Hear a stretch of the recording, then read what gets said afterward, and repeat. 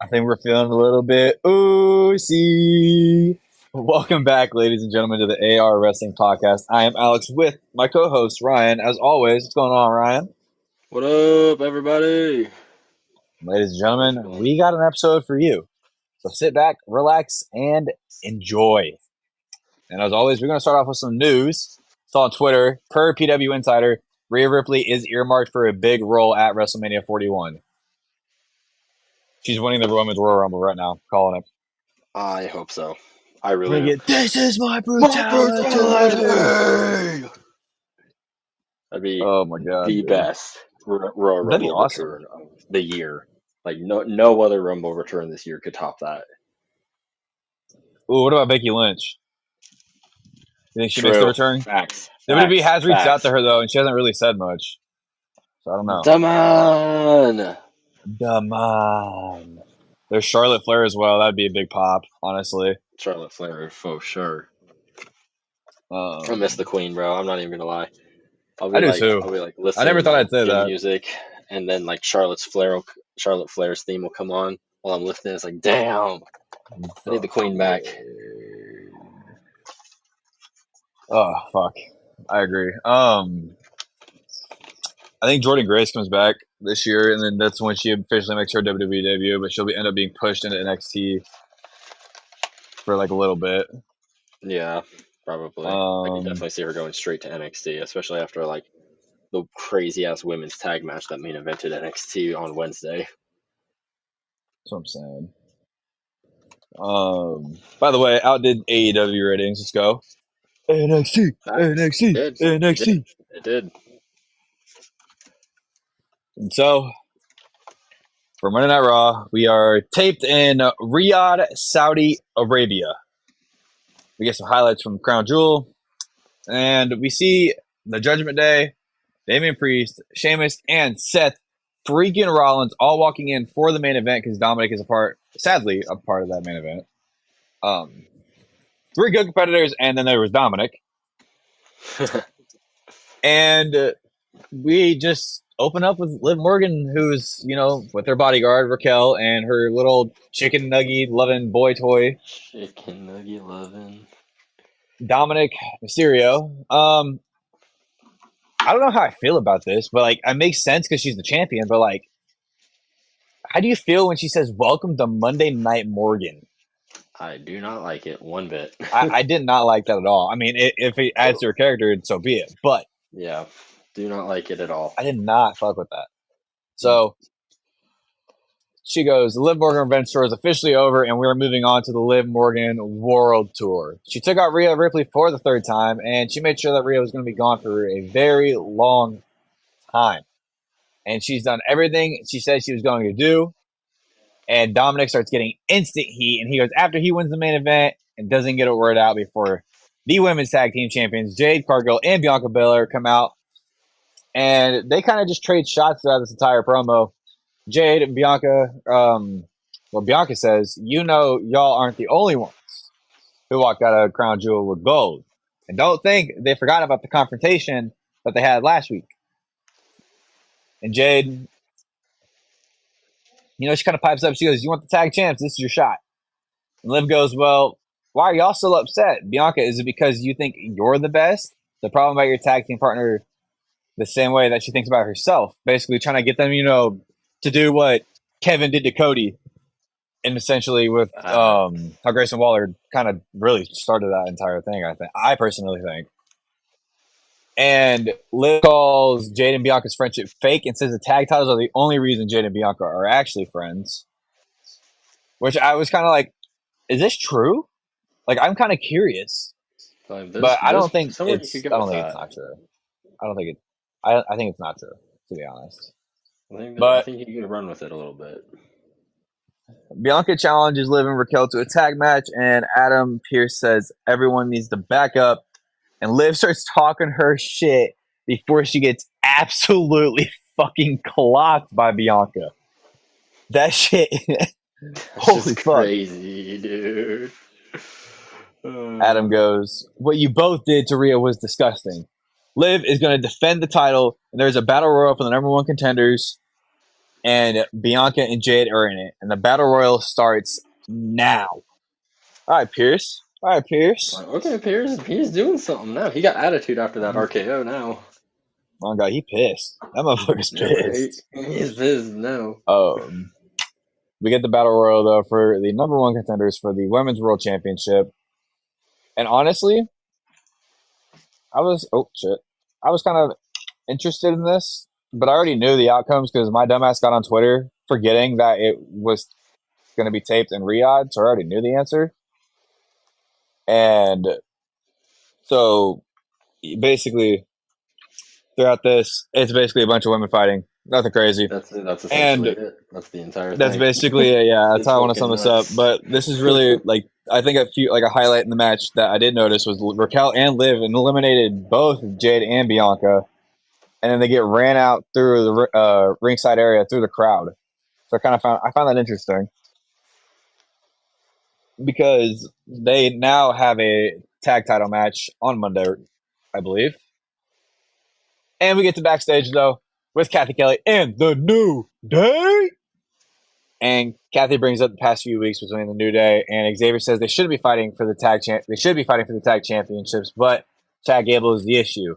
And the War Raiders don't believe him though. And Kofi's like, no. Xavier says Kofi dropped the ball, and Kofi says Xavier dropped the ball. So there's still that tension there. And honestly, I think because the New Day's 10-year anniversary comes up, I think this month or it's next month, and there's an entire Raw episode dedicated to them. So I think that's where we see the turn. I think it's going to be. I think we get the whole episode. Then right at the end, the main event is Kofi and Xavier going over their 10 years or whatever, and Xavier drops Kofi. If we're going to kind of play into this more, because Xavier's finally sick and tired of all the antics Kofi's been pulling, and kind of this is a way you can pull Big E back into the picture without him absolutely having to fight and shit. Right, I can see that.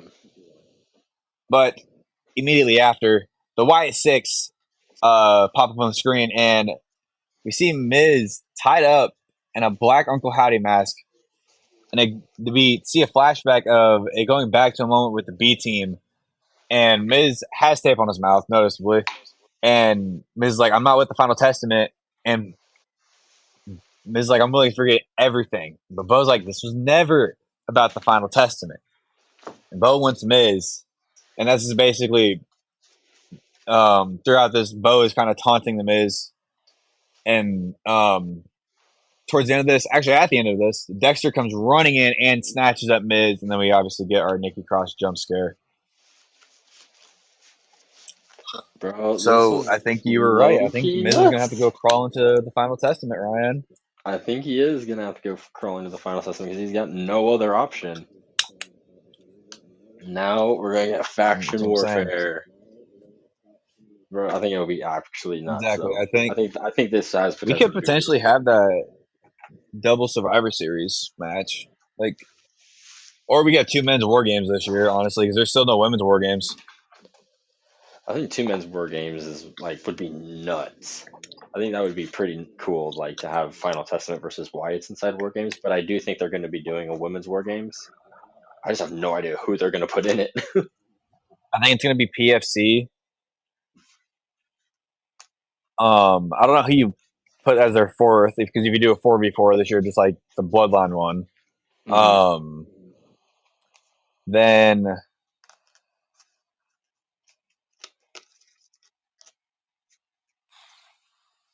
if it was, I know the good side would be Lyra Valkyria, Natalia, Zelina Vega, and Katana Chance and Kaden Carter. So that'd make it five. So you put Liv Morgan and Raquel in that match. Fill out the 5v5 that way. No, there you go. That works. I guess. I mean, that's the way I'm thinking about it.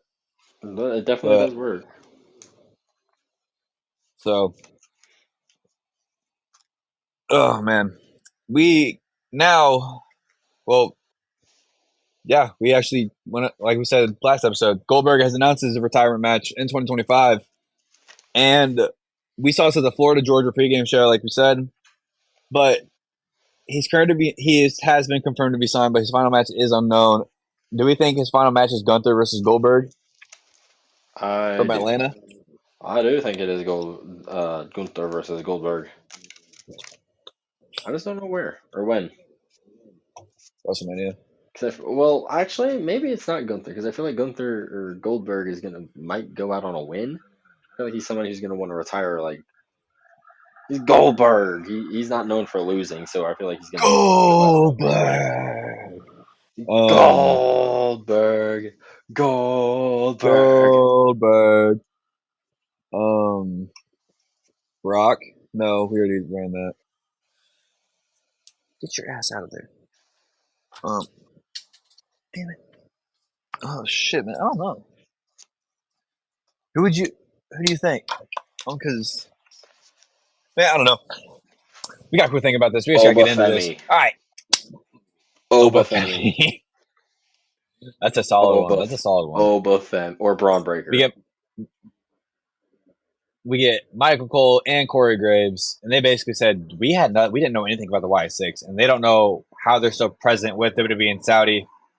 But again, Miz was attacked last week after the show went off air, so we really don't know what's going on with Miz. We hope he's okay. He's gonna somehow get to the Final Testament and go from there because they haven't really said anything to him yet. I don't even think they even show up on the show. R-Truth is walking through the parking lot. I don't think they did. But yeah, R-Truth is walking through the parking lot and runs into Pete Dunne. He goes, "What's up, Pete?" And Pete's like, "You're not going to call me Butch?" Truth's like, "Man, I don't like Butch. Have a good day, Mr. Pete Dunne." And then proceeds to tweet out, "Happy birthday, Butch. I hope you have many more. # don't say Pete." Yesterday. What? Bro, did that yesterday. Crazy. Bro's crazy. And then he walks up to Damian Priest and he goes, he tries to apologize for kicking him out the Judgment Day. He goes, "Bro, it was Tom and Nick that was in my head. I'm sorry, man. Please accept my apology." And Damian's like, "Man, you know what? I accept it." And Truth starts walking away. He goes, "Good luck in your fatal 5-way." And then this was the icing on the cake. Walks into Chad Gable and Ivory Nile. He goes, "Kurt Angle shrunk. Oh, it's true. It's damn true." And Chad kind of gets upset by that. And Truth's like, "Yeah, more like our lies." And Ivy's like, "Bro, nah." And he wants to talk to Ivy about her Battle Royal match. But first, he asks where the Creeds are. And Ivy's like, "They're at Bruce's wedding." And Chad starts getting upset. And he goes, "What's more important, me or your freaking wife?" And he starts talking about his match. And he goes, Lady Liberty, tried and truth. Fact. Gable's unhinged. Fact. Gable's nuts, man. This is true. And then we get the War Raiders versus the New Day. And honestly, I kind of feel like this was a squash match, and to kind of just point out more that the New Day's having issues, more or less. Yeah, the New Day's not doing too hot, and the War Raiders are tearing through. This counted as legal murder. The knee to the back of the head made me sick. Made me sick. Big E did say at Crown Jewel that the New Day never had leaders when he was there, which is true. This is true. This is true. And this promo coming up was probably the coolest fucking shit ever. I loved the opening of this promo. We get Sami Zayn walking through a gorilla, and then we get a preview of the Road to WrestleMania Europe tour, which is kind of cool that a lot of Road to WrestleMania, like the last month of it, is all in Europe.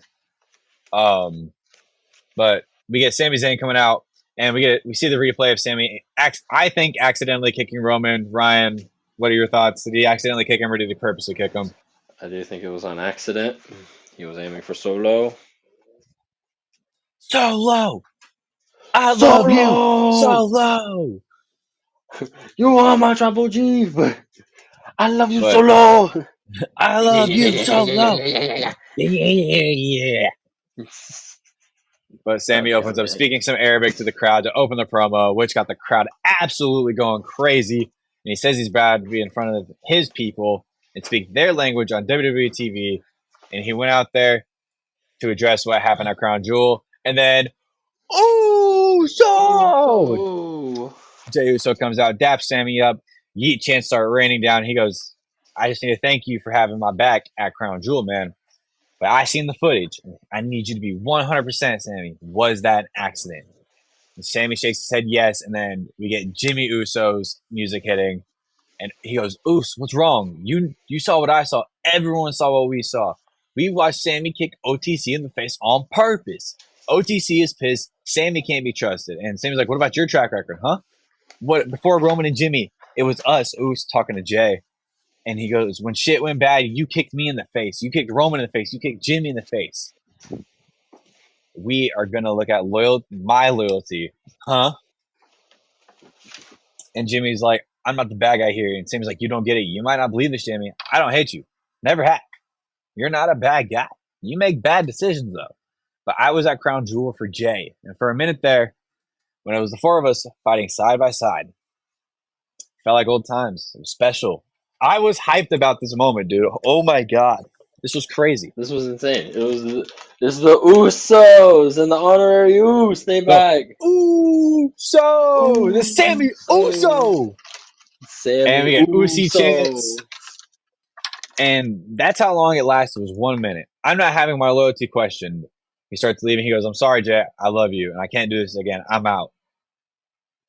And Jay's like, I'm asking you, Sammy, please come to SmackDown so we can talk this out like family do. He was like, family? He ain't family. And Jay's like, I was wrong. Just because he ain't blood, that don't make him family. This is fact. He is family. And then just we get Sammy Uso chants raining through Saudi. And right now Jay's like, right now I see Jimmy Uso, yeet. I see Jay Uso, yeet. And I see Sammy Uso. I hope to see you Friday. Damn, dude, bro, tear to I was my so eye. happy. I was so happy. I wasn't around for the majority of that storyline, but dude, just like looking at highlights and everything, it made me so happy. To be honest. It seriously did. I cannot believe we're actually nostalgic about things that happened in 2022. Damn. Man. This is amazing. Like genuinely, Let me get this was such an amazing segment. I love the fucking Bloodline story now. It's revitalized like crazy. Then we get Seth Rollins with Jackie Redmond, and she gives Seth his flowers for Crown Jewel, but what earned him a spot was in this match was his resume. And I want to tell you who Bronson Reed is. He is as advertised. He respects that fight, but he has no doubt him and Reed will do that dance again. And Seth has gold on his mind, though. He goes, 3 of the best in the world, and Dominic. And after what he's been through, he knows who he is. He is a visionary. He is a revolutionary. Ryan, he is Seth freaking Rollins. And then after this, we get Dragon Lee with Zelina Vega, who is taking on Chad Gable, who's with Ivan Isle. And honestly, I would have been upset either way with who lost this match, because you're kind of now, what are you doing with Chad Gable? Are you just proving a point that he can't do anything without his stable? And I mean, Dragon Lee, he kind of needs this push. He's gonna essentially be the next Rey Mysterio. Right, like they're pushing him as the future of Lucha Libre, but like this match, dude, was popping the fuck off. Like I thought, like Dragon Lee was born in 1995, so he is 29. Exactly. This match was very good, though. Yes, there was a lot of offense on both sides, and Dragon Lee, he was able to walk away with the victory. And then after this, we get Jackie Redmond with our current reigning and defending world heavyweight champion Gunther and Ludwig Kaiser. And Jackie's like, I want to know your thoughts. And Lou was like, Cody got lucky. And Gunther's like, back the fuck up. He didn't get lucky. He was deserving. He was better man. And she gets thoughts on the Fatal 4-Way. And he goes, 3 capable contenders. And Dominic. And he starts listing off all the contenders. But once he gets to Sheamus, he kind of looks back at Kaiser and he goes, "It's on Gunther to do better, and it's on him and Kaiser to need to do better." It's true. They have been lacking. This has not been very good on either side for them. Nah, bro, both of them So been slipping a little bit. we get this to the Fatal 4-Way. And Number one contender for the World Heavyweight Championship, Damian Priest versus Seth freaking Rollins versus Sheamus versus Dominic. And this was basically everyone teaming up on Dominic. It was kind of fucking funny. Damian originally started going after Dominic, and then Sheamus gets ready to hit the 10 beats of the bathroom, but he offers Damian. Damian's like, no, you got it, my guy. Take it. And Sheamus just goes in on Dominic, and then they all do their fighting and everything. And Dominic almost comes away with the victory, but Damian Priest is able to hit the South of Heaven for the win. And this is literally I think, probably Survivor Series if it's not Saturday Night's main event, but I'm pretty sure it's going to be Saturday Night's main event when this happens. maybe. I could see it being Saturday Night's main event. But then what is Gunther doing in Survivor Series? That's a good question. CM Punk. CM Punk. CM Punk. CM Punk. I wouldn't be against it. There were reports like earlier this year that said like it was probably going to be Gunther versus Punk at Survivor Series. After Punk called Gunther out after his McIntyre match, I think in Germany. Wouldn't be against it, totally. So that's all I got for Monday Night Raw. But I am happy that Damian Priest was the winner. Damn straight, Damian Priest, number one contender. Now we're going to move straight into Friday Night SmackDown, ladies and gentlemen. The Bloodline, the team of Bloodline, that is, arrive at the show before a recap video of Crown Jewel plays, going over everything on the weekend. This is when the OTC's music hits. He and Big Jim walk out to open the show proper. Sorry. I love his music, dude. When his shit be hitting the gym, it gives me adrenaline. It just flows. That shit goes crazy in the gym, bro. Bump up the bass on that, and it goes nuts. OTC chants erupt throughout the arena before Roman can even get a word out. We all hear, "Uso!" Jay comes down the ramp, not the crowd. He's clearly pissed off about something. Walks up to Roman. He says, "I think there's been a lot of misunderstandings happening right now, and I want Roman to hear what he has to say. Hear him out." Sami Zayn's music hits, and he walks down there. All of them stand in the ring as Sami Uso chants happen. Sami wants to address Crown Jewel and says the kick to Roman was not on purpose, but the only reason he showed up was for Jay. But Jay isn't the only reason Sami's on SmackDown right now, because he thought a lot about what he would do or say to Roman next time they were together. And at Crown Jewel, when it was the four of them, all in the corners surrounding Solo, it felt special, And it did. It felt special to us too, as the fans. Brought it back to a special time in his life, his career, with family. Even after everything between all of them, he still has a soft spot for that time in the bloodline. He felt it. He knows Jay felt it. He knows Jimmy felt it. Hell, he even knows Roman felt it. He knows it because Roman's standing here right now, and the only reason Roman's here right now is because on some level he wants it all back. He wants the OG bloodline back. He says the opposite of love isn't hate, but the opposite of love is actually indifference, and he doesn't think Roman is indifferent towards him. He thinks Roman actually loves him. Points out a smirk on Roman's face and says that it's just like the old days of the bloodline where they were all joking, breaking character all the time. And he wants to put the ball in knows how to break character. He knows it. He knows how to break it. He's amazing. Fucking love Sami. That's why he comes across so genuine. Oh God, he's really Sami Uso. Sami Uso. He says he'll gladly walk away from all of this if it's what Roman wants, but he doesn't think that's what Roman wants. If Roman wants the Usos, himself, and Sami Zayn to fight side by side again, he'll do it all on one condition. Roman has to apologize. So when the crowd just starts saying, "Hug it out, hug it out," I thought that, oh man, I would have cried if they did it. I would have cried if they just started hugging. That's what OTC Looks at him and goes, I want to get one thing straight. You want me to apologize to you? And Sammy goes, the apology isn't for me, but it's for Jay. Like, Fact. damn, bro. Why are you throwing Jay under the bus? Ah, that's fact. I know exactly It's what he fact. was It's talking about. fact. It's fact, You though. don't It fuck is over main fact. event Jey Uso like He that. done. He did fuck over main event Jey Uso, but Jay's probably sitting there like, shit, bro. I just got back on his good side. What the fuck you throwing me for? Was for? But Roman looks at him. Man, I thought this was so savage. I know Roman's supposed to be like the good, like in between heel and good guy, but like, man, I thought this was fucking badass when he goes, "I'm sorry. I'm sorry that I let you waste my time with this." Sammy ain't even family. He's not blood. He's not honorary. He's no Uso. Roman is tired of having his time wasted because this isn't about Sammy. It's about Solo. Bring your ass out Solo. here right now so we can handle business. Sammy walks out of the ring and Jacob shows up on the screen and bro just cuts a sick ass promo. I don't even want to try to go over what he says because he basically just says that Roman's not a tribal chief anymore, calls him stupid, and says that Solo is going to come out there Dummy. on his Yeah. own time. Yeah. But this was fucking crazy, especially with what happens later on in the show.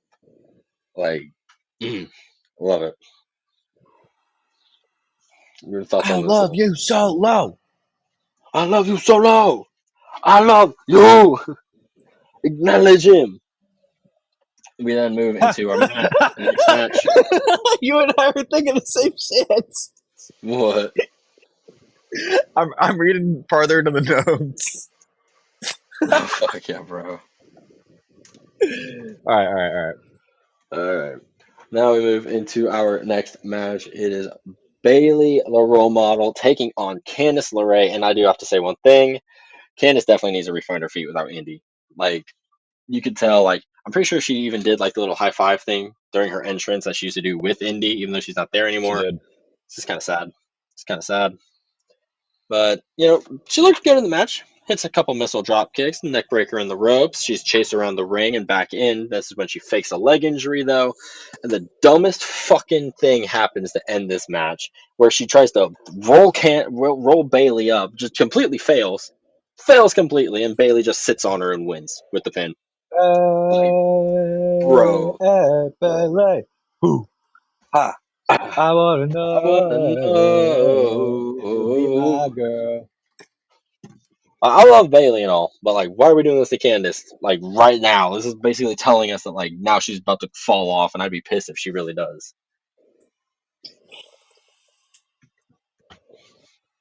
Ooh.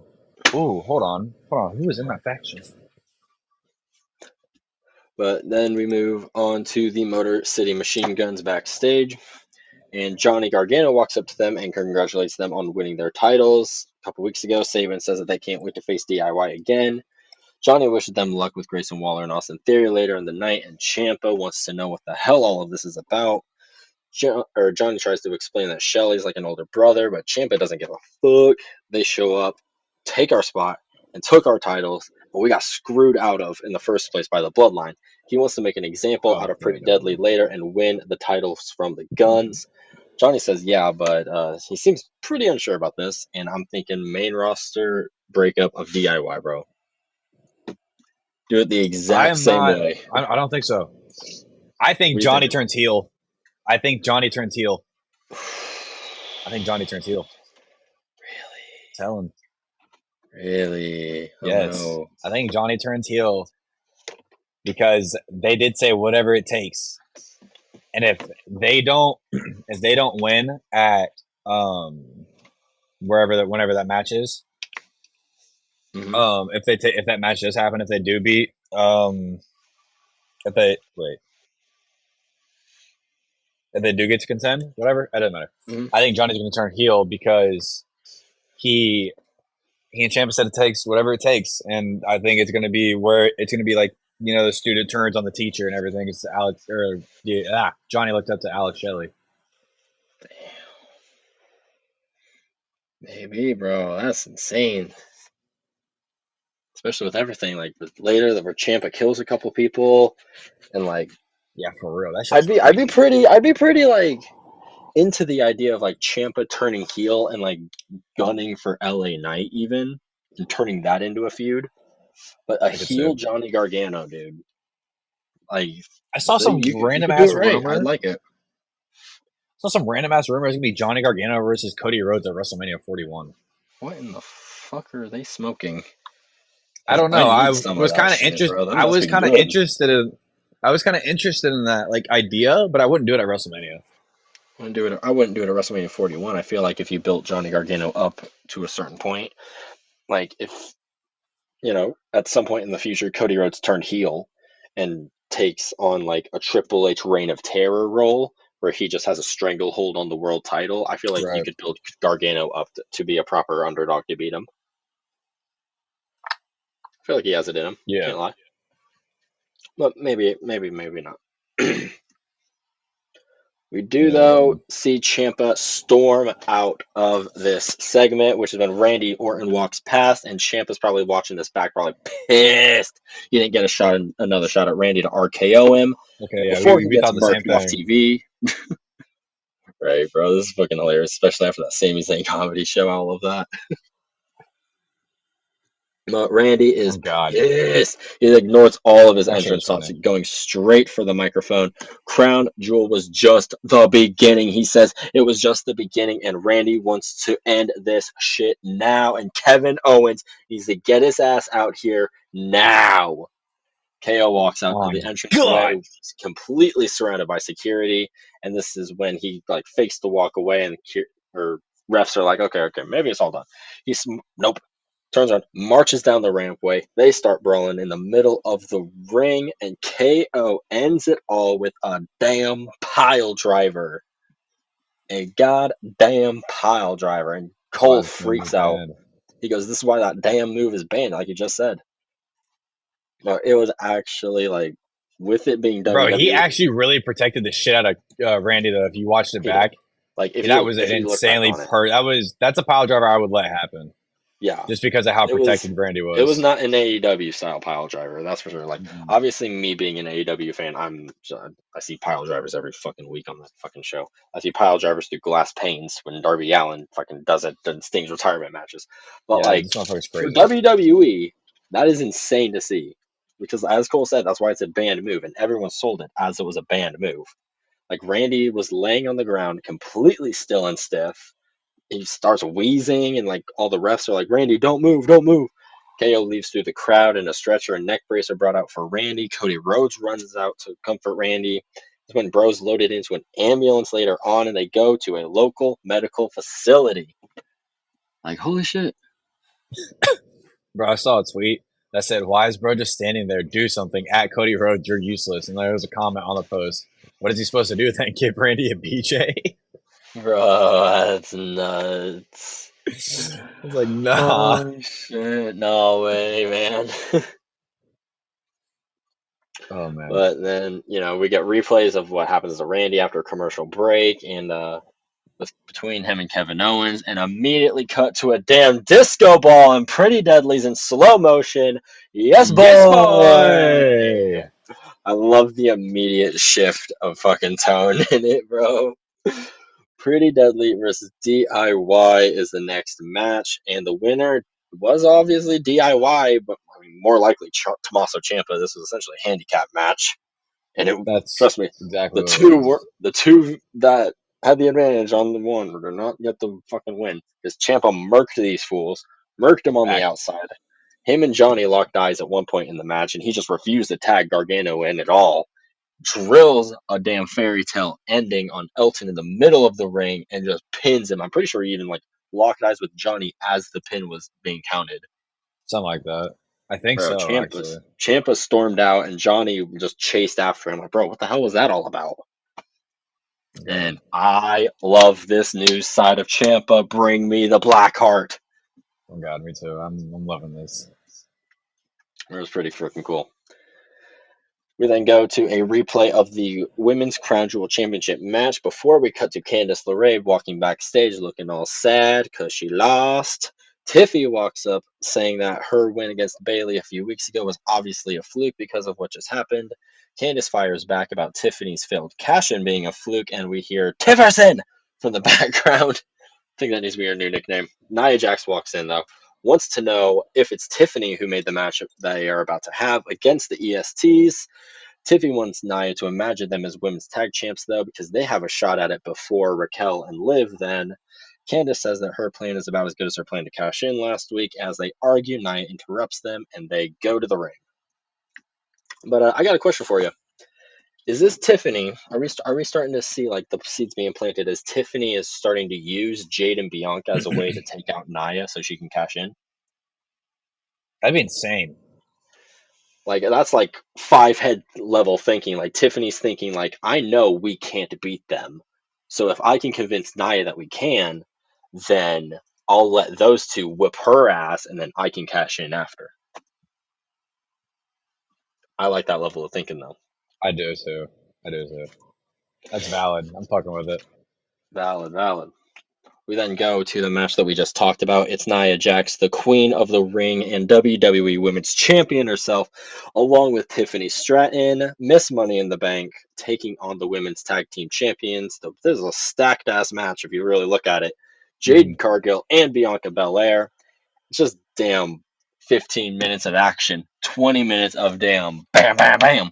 Jade takes a beating until she gets the hot tag to Bianca, who goes crazy until Tiffy gets the knees up on a moonsault. If Nia and Tiffy do become an established tag team, their finisher, I think, needs to become this damn Samoan drop with a blockbuster assist, but they It looks almost pretty get the clean. I win. fuck with it. Looked pretty damn clean. Candice tried to help him get the win, though, but Tiffy starts arguing with her. Naomi comes out to even the odds so that Bianca can hit the KOD for the win. And the prediction that I had a couple minutes ago didn't really pan out, but I think that's like something Tiffany could do in the future. That's what I was seeing it as. I wasn't seeing it as like that night, but I was definitely seeing it as in the future for sure. Because that was that's some, like you said, five head thinking. Five head thinking, and also they had surprisingly good chemistry. I thought, to be honest, in Oh this match. yeah. But then we do go to a next tag match. It's 3 on this episode of SmackDown. A-Town Down Under taking on the Motor City Machine Guns, our newest fucking tag team and the tag team champions, slowly becoming like one of my favorite tag teams on the roster. Maybe it's just because they're new. We'll see how long that lasts. Shelley gets whooped as usual in the beginning until he gets the tag to Sabin, who flips and flies around the ring. Waller's rolling flatliner from nowhere almost gets him a near fall, but Motor City Machine Guns are still able to hit Skull and Bones for the win at the end of the day. And I'm confused on where this breakup angle between Theory and Waller went. Like, what are we doing with this? Like, what happened? I don't know. Maybe we see more of it next week. Perhaps. I haven't really seen any of it in like months, I feel like. I agree with But that. who really knows? We do get a cut to Roman backstage, dramatic as always, before the Bloodline Yes, Queen. acknowledgement ceremony. Did you say yes, Queen? Yeah. Oh, shit. And then we go to the Motor City Machine Guns backstage, and this is when they are confronted by DIY. And basically, they're trying to set up a tag match, which is when the Profits walk up and say that they already talked to Nick Aldis, and they got a tag title match next week. Ciampa flips out and storms away, and with Johnny running after him. And the Guns want to wrestle the best, and they want it from the Profits. And they go, well, I hope you're ready for some real pressure. And I hope they don't try to make that their new catchphrase. Because we want the smoke. The smoke! They didn't even say that. They didn't even say that y'all want the smoke. Or we want the smoke. It's like, damn, Profits, come on now. That's a good catchphrase. We do go to Nick Aldis, though. This was one of the most exciting parts of this episode of SmackDown. I'm excited to hear your thoughts on this because Nick Aldis essentially goes, good job, women. And over the last couple of years, and he turns around to grab the handkerchief on the table and reveals the new Women's United States Championship belt.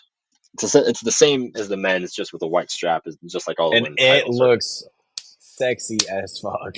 It does I look like that clean. title belt. It does look pretty clean. I can't lie. But I do have a question for you. Who do you think will be the inaugural champion? It has to be one of two people: Naomi or Chelsea Green. I'm not even kidding. Like genuinely, Chelsea Green would be a phenomenal first champion for that belt. Could you imagine her coming out like dressed all in like United States wear every time she comes to the ring with Piper Niven dressed as like Statue of Liberty helping her? Like, No, oh my dude. God, bro, That's just a yes, comedy yeah. act. Oh, bro, it'd be so I say good. Naomi or Michin. I'm more leaning towards Naomi. That's kind of why I threw Naomi. Naomi would be a more legitimate, like, if you want a great wrestler on there to be your like first like workhorse champion. But then, dude, Chelsea Green, bro. No, no. Oh, Ryan, I'm about to veto that. I got a follow up question for you though. And do you expect to see a women's? Or I'm pretty sure we are, even though it hasn't had anything said about it. Are we going to see a women's Intercontinental Championship announced on Raw Yes, and this please upcoming make Raw? it the And old men's belt before this belt. who's the first champion of that though? Ivanile. Really? Who else? Maybe Io. I'm thinking Io if she doesn't beat Liv for her world title or Lyra Valkyria. Those are valid. But I'm thinking Ivy, to be honest. I hadn't thought of Ivy at all, but I mean, not a bad shout in all She's honesty. looking for a I just hadn't championship. shot. I just hadn't thought about it. She's looking for a championship. Everyone should be looking for a championship. That's what I'm saying. We do get a rundown now of next week. I hope also. How do you think they're going to crown this thing? Do you think it's going to be a champion like tournament? Yeah, it's It gonna be a ends tournament. maybe at Survivor Series. Maybe it ends at the first Raw on Netflix. Maybe this is a whole tournament that we do throughout the end of the year. Ooh, actually, I think they genuinely might do that. That's You know such a long why? tournament, though. That's eight You know why weeks. though? Yeah, but do you know why? Because AEW is about to do a long tournament called the C2. Oh my god. It's going to end at the end of the year. So I feel like WWE might want to counter program two tournaments, and ours is about the women, and theirs Oh is my going to end. god. And I could see them blowing off the that at the first Raw on Netflix or Saturday Night's main event, respectively. Either one. Yeah. But just a thought I'm throwing out there. We do now cut to a rundown of next week. It is a women's championship match between Nia Jax and Naomi. Also a tag title match between the Motor City Machine Guns and the Street Profits. We 'Cause now we go want the the smoke. smoke. We go to the Bloodline acknowledgement ceremony. The Bloodline follow Solo to the ring in a really cool long shot. I think the Bloodline is. How legit do you feel this new Bloodline's coming across right now? Like, do they come across as a real threat, a real like dominant heel force on SmackDown now? Besides, I mean, I'm still not all too like keen on Solo being like a leader on the mic, but honestly, these guys are really a threat. Like, take away if this whole Bloodline thing wasn't happening, they'd still have the tag titles. Yeah, Realistically, facts. Like God is a legitimately like good tag team that I feel like should be at the top of the tag roster no matter what, Bloodline mm-hmm. involvement or not. I And agree. Fatu is just a main eventer in the making, and he's just Yes, a menace. Even Solo, like he's supposed to come across, I feel like, as that fake tribal chief, like figure, like that fake leader that like even he feels like he's a phony, so he has to make up for it by hiring these killers. But there's something in that because he's like mentally unstable in a sense of just like I gotta murk fools in order to make my name now. real. That's fact. Mhm. But there is only one way to start this acknowledgement ceremony off proper. Buffalo, acknowledge me!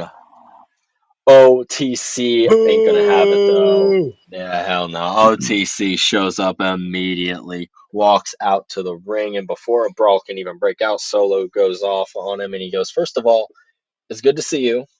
And before the crowd acknowledges Solo, he needs Roman to acknowledge him as the undisputed tribal chief.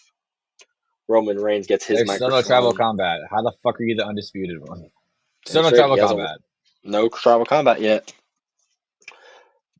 Roman, though, he gets his microphone. Buffalo, do you acknowledge him?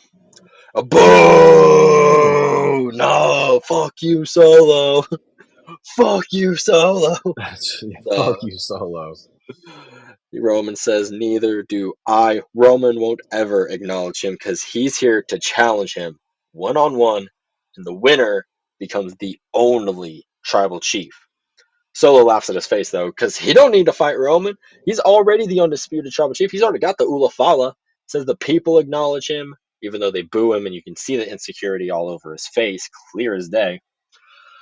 So he goes on to keep saying Roman can't even be a tribal chief. He doesn't have a tribe. No Usos are here. No Sammy.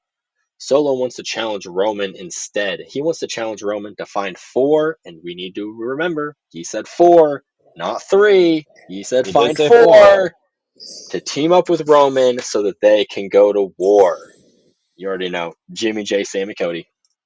Hey, and all I'm gonna say is I started having thoughts about The Rock, but I was like, wait a minute, Kevin is still an option. I'm just Especially saying. after Randy just got sent to the hospital. I'm just saying. We Oh my might have booked god. Survivor Series, Ryan. Oh my god, we might have actually done it like early on. He was like two Holy Keelys ahead shit. of this bitch. This is pretty crazy. This is actually pretty. I was losing my shit during this entire thing. And Solo says that they are always ready for war.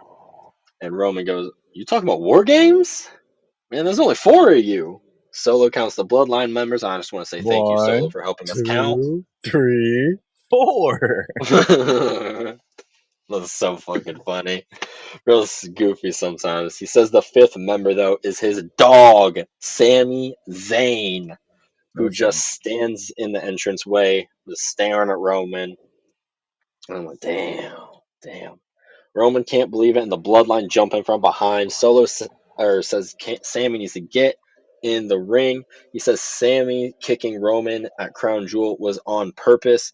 The Usos come out and like kind of bump Sammy on either side. They try to help Roman, but Fatu does some Fatu shit and murks them both. For real. Solo grabs Roman and calls for Sammy to get in the ring and goes, Sammy, remember what he did to you. Remember everything he did to you. Remember the past. Kick him in the face. Kick him in the face. Get your revenge. And if you think about it, he's justified in it. Like, Sammy would be He is justified if he justified. kicked Roman in the face right then and there. He would But be justified. he chooses love. He chooses family. He kicked Solo in the face. Fuck you, Solo. Fuck you, Fuck you, Solo. Solo. Fuck you, Fuck you, Solo. Solo. Yes, sir. Him and Roman work together. They get Fatu out of the ring. Solo gets speared out of the ring, and the OG bloodline regroup together. Sammy and Roman just lock eyes this entire time. Then Jay raises the one. Jimmy raises the one. Sammy raises the one, and finally Roman joins them, bro. Yay. Everybody, OG Bloodline stands together strong, and then we get a face off of the new Bloodline and OG Bloodline facing off 4v4 for now, ladies and gentlemen. I'm okay with that. Holy crap. I can really see The Rock implementing himself into this match, but I really hope it's Kevin Owens. Like, I I really really hope do too. the way like I've predicted Survivor Series is that. Like, it's Yeah. exactly. Yeah, Oh like, my god, that'd yeah. be. Oh. Oh my Anyways, gosh. You have no idea how much I was flipping out after he said four. I need you to find four people. And at first I was like, okay, he's already got four people. And then I realized that I don't know how to count. And I'm like, oh shit! it'd be like that on the big jobs for real. It do me like that sometimes, bro. Sometimes we get a little bit too far into the basement and we kind of forget what's going on. For real. But this Oh was man. honestly a fire episode of SmackDown. We were cooking this week, just in general, and I'm excited to see hopefully a women's IC title get announced on Monday. I And I'm don't know if it'll excited be to see. Monday yet because you could do what you. I was thinking about it while you were talking about the AEW tournament. Maybe do it like the women's United States title, see how that goes, and then run it back again this next month with another tournament for the IC title. So you Maybe, do maybe. one each month. I've also seen people throwing around the idea that the women's U.S. title becomes the only women's mid-card title, and that becomes fluid between both shows like the women's tag titles are. But I'm not a big fan of that idea personally. I wouldn't be surprised. If we're going to commit to having a women's mid-card US, then just commit to having a women's IC and leave the women's tag as the novelty tag, or as the novelty titles that can jump between both shows.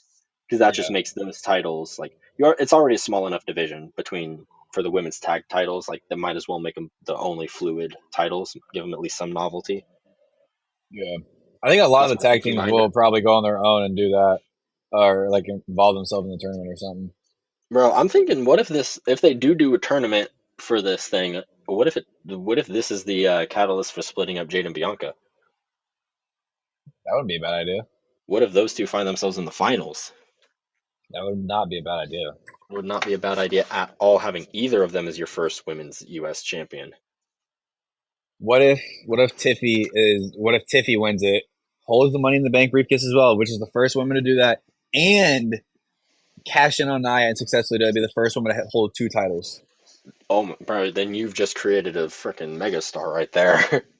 It's Tiffy Through time. and through. Like, it's Tiffy time. Oh man.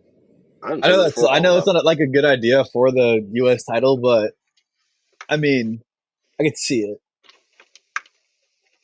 I could definitely see it, 1000%. But you got anything else you want to add here, homie? I do not. All right, ladies and gentlemen, thank you once again for listening to another episode of the AR Wrestling Podcast. Make sure y'all go to the socials. Go to X. It's AR Wrestling _. Instagram AR _ Wrestling _ Apple Podcast AR Apple ARS. Podcast Heart iHeartRadio AR Wrestling Podcast in the search engine. Go AR Wrestling 1020 in the YouTube. We on Podbean as well. Just put in the AR Wrestling Pod. Ladies and gentlemen, thank you. Thank you.